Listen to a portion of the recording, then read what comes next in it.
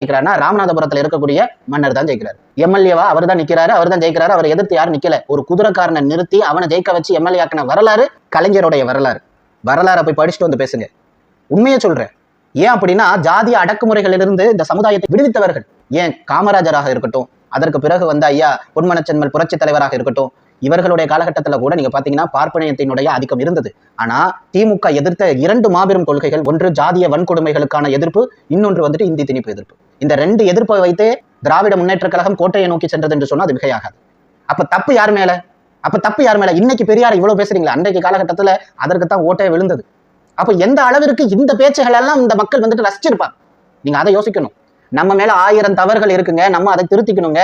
அதை விட்டுட்டு அந்த மதத்தின் மேல இந்த மதத்து மேல தேவையில்லாத வன்மத்தை நாம் கக்குவதை விட்டு நமக்குள்ள என்ன தவறு இருக்கோ அதை திருத்த முயற்சிப்போம்.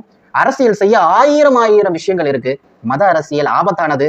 அதை வைத்து வெறுப்புணர்வை திணிக்காதீங்க. தயவு செஞ்சு வன்மத்தை தவிர்த்து இந்த தேசத்திற்கு நல்ல வெளிச்சத்தை கொடுங்கிறத ரொம்ப தாழ்மையை கேட்டு விடைபெற்றுக் கொள்கிறேன். என் கருத்தில் உங்களுக்கு ஏதாவது கருத்து வேறுபாடுகள் இருந்தால் கமெண்ட் செக்ஷனில் தெரிவிக்கவும். அடுத்த வீடியோவில் அதற்கு பதிலளிக்க காத்திருக்கிறேன். என் மீது தவறு இருக்கும் பட்சத்தில் என்னை திருத்திக் கொள்ளவும் நான் காத்திருக்கிறேன். இன்னொரு வீடியோவில்